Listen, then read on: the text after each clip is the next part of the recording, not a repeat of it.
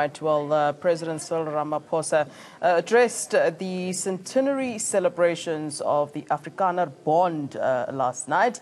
Our political analyst, Professor Sipho Seepe, joins us now in studio to discuss this more in detail. Good morning to you, Prof. Thank you. As always, a pleasure to see you. Good morning. Well, you know, the first thing I thought when I saw this, that the President will be addressing the Afrikanerbond, I thought, well, is this strategic or what's actually going on? What's your analysis? Well, let's say ordinarily, the president of any country has a right to meet with any organization. You had a president who met with the black professionals not so long ago, which is a good thing. And he's also a president of other people who we may not we may have problems with. And the Afrikanerbond is one of those. But one of the concerns that people have is like, you say, what is so strategic about that? But I do think that if you want to build unity, you want to also talk to the people that are found to be disagreeable because you are also the president of those people. So that should not be an issue that raises concern. But what raises concern is really more about the president himself. That there are some people who are saying, well, maybe we cannot trust him. Maybe he's spending too much time instead of addressing some other issues. For instance, this is the same president who's been told that you must go and atone for your sins in Marikana. And he himself has actually said, we're going to address the issue of Marikana. And he's been trying to even appeal to the opposition leaders to say, please come with me to Marikana. So people are saying, well, why do you hurry to go and talk to the people like Afrikanerbond and not address these people that every time you ask a question, say, I'm going to address it. So the issue is about priority. But then there's other issues that people are raising that maybe he's also a person you cannot trust. There's a person who used to be a trade union leader, but when he joined, then he went to join the board of a mining company, and his behavior there is not dressed in glory. Around also the issue of the workers there. So I think these are questions that people are raising, but I do think that they are fair questions, but at the same time, we must also understand that he's also a president of the country who has a right to meet everybody. Prof, I want to stay there. You say that he's the president of everybody, and he has the right, as you say, and it is correct, to meet with everybody and anybody in the country because he represents everybody. Correct, I understand that.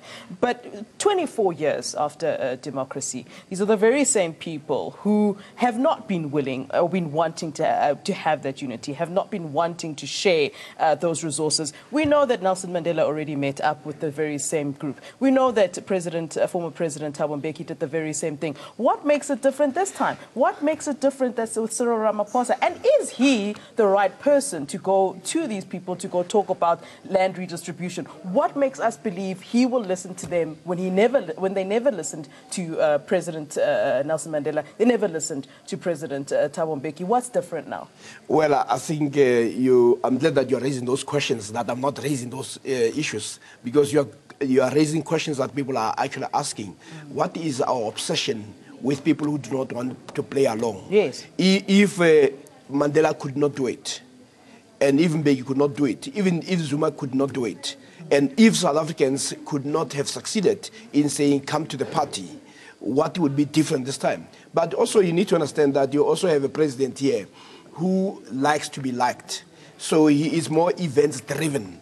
He is not policy-driven. What the people want to hear from Ramaphosa is to say the ANC has been in power for a number of years, and the real challenges that you guys have identified as the ANC is poverty, unemployment, and inequality. How are you addressing those issues? Because those are issues that affect most of your people, but he's not addressing that. Instead, it's more about where he can have smiles, take pictures and all that. So this is all about profiling himself, but also it's at the level of campaigning to make himself acceptable to everybody. But I don't think that strategy will work, because every day we have protests by people who are likely to vote for the ANC. And if you don't address those are the people who are unlikely to vote for the ANC, because actually the white vote is actually locked largely in the DA.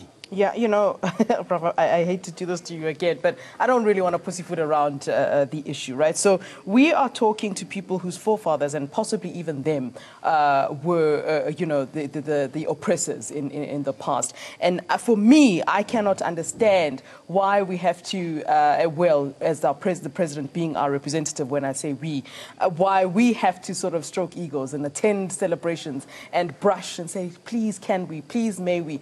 Is it the time? This is not the time to be begging for things that ultimately were supposed to have been shared long ago, and some, in fact, which were taken from the majority. Is this the time to be going to centenary celebrations and speaking so nicely and asking so nicely? Is there not supposed to be a more sort of aggressive approach to actually addressing the issues of the past, which are long overdue at this time? Well, if you have nothing to offer in terms of policy, what do? You spend most of your time attending events, you spend more time walking, you spend more time going to the summer gallery. So every event that is there, that is provides photo opportunity, you go towards it. So what we would like to do, and actually maybe is the ANC that should actually say to the president, please let's concentrate on issues that matter.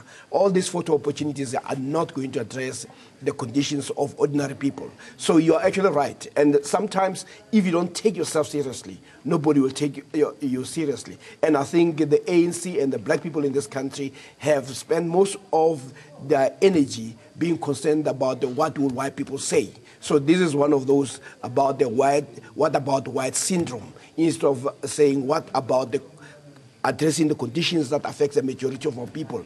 And this is where the ANC is going to start losing votes. This is why this behavior gives credence to parties like EFF to say the ANC will not address radical economic transformation. It gives rise to organizations like BLF, because those are saying we will be concerned about the ordinary people, will not be concerned by people who have been privileged over a number of years and continue to enjoy that privilege. As we speak, the conditions of black people remains the same. They are landless, they are hopeless, they have no access to education, and even when you talk about the health system, the burden is on black people. So these are issues that you would have thought that the ANC will address. Instead, what you have are a lot of events, photo opportunity, and really nothing. If you were to ask, what did the president say that is different? Nothing. But when you try to style yourself like Mandela came at a particular time. Now we need a different approach. We cannot go back and appeal to something that has not worked. The ANC spent time on Rainbow Nation, on Miracle Nation. But and that's my next question. I know I'm running out of time, and you know I'm being told to wrap up. But just very quickly, if the Afrikanerbond does not come to the party and does not want to unite and help to move the country forward in terms of helping with this land redistribution issue that we're obviously struggling with, what next?